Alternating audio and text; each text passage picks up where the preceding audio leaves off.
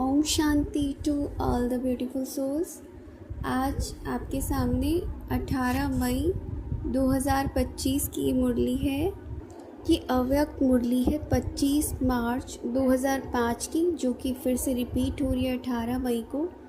इसमें मुरली का सार है, हेडिंग है मुरली की, मास्टर ज्ञान सूर्य बन, अनुभूति की किरणें फैलाओ, विधाता बनो, तपस्वी बनो।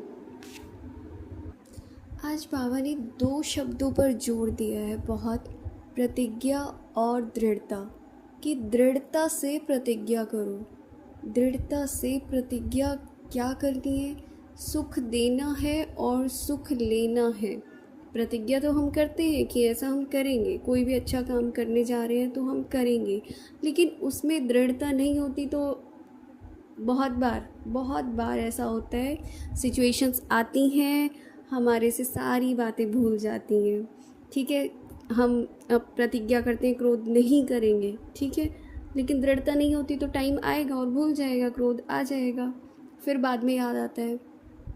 दुआ देनी है और लेनी है प्रतिज्ञा। बाबा पूछते हिम्मत है?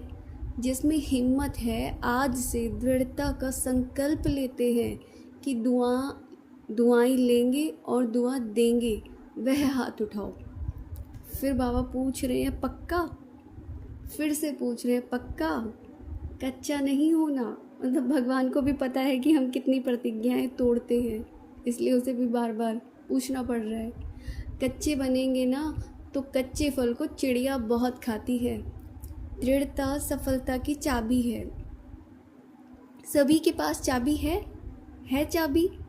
चाबी कायम है। माया चोरी तो नहीं कर लेती, उसको भी चाबी से प्यार है।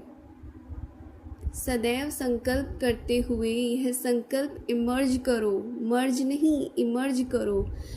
क्या इमर्ज करो? मुझे करना ही है, मुझे बनना ही है, होना ही है, हुआ ही पड़ा है। इसको कहा जाता है निश्चय बुद्धि विजयंती, कि तुम्हें निश्चय है, बुद्धि में हमारे निश्चय है कि ये होना है, तो जहाँ निश्चय है वहाँ विजय निश्चित है। ड्रामा विजय का बना ही पड़ा है, सिर्फ रिपीट करना है। बना बनाया ड्रामा है, बना हुआ है, रिपीट कर बनाना है। बना हुआ है ऑलरेडी, तुम्हें मेहनत नहीं करनी, सिर्फ उसको रिपीट कर देना है। मुश्किल है? कभी कभी मुश्किल हो जाता है। बाबा पूछ रहे हैं कि मुश्किल क्यों होता है? अपने आप ही सहज को मुश्किल कर देते हो, छोटी सी गलती कर लेते हो। पता है कौन सी गलती करते हो? बाबा पूछ रहे हैं। बाप दादा को उस समय बच्चों पर बहुत रहम, क्या कहें, प्यार आता है।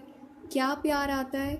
एक तरफ तो कहते हो कि बाप हमारे साथ कंबाइंड है, साथ नहीं कंबाइंड बोलते हैं हम उसको, तो कंबाइंड है। फिर अब बाबा पूछ रहे हैं कि क्वेश्चन करो, सच में कंबाइंड है? डबल फाउंडर्स कंबाइंड है?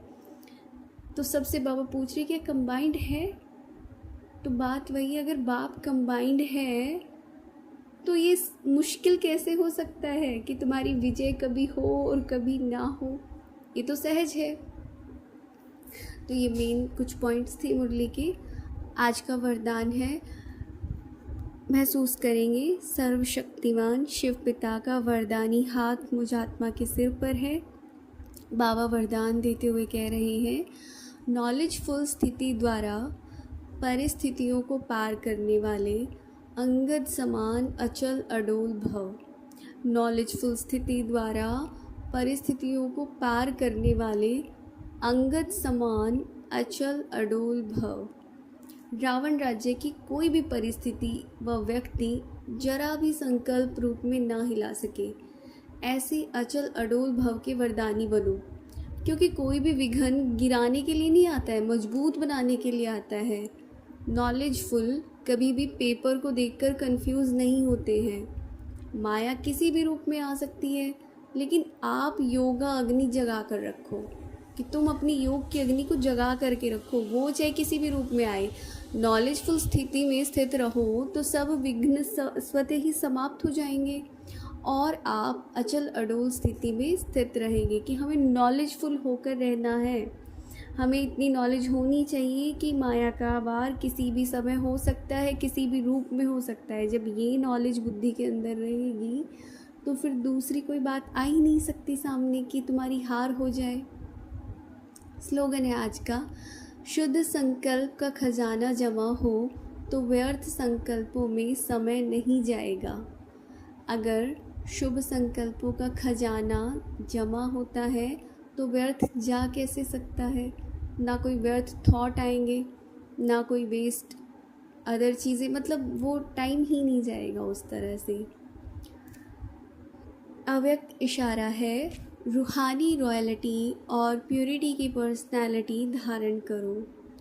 प्योरिटी की पर्सनालिटी के आधार पर ब्रह्मा बाप, आदि देव व पहला प्रिंस बने। किसके आधार पर? प्योरिटी की पर्सनालिटी, कितना उन्होंने धारण किया।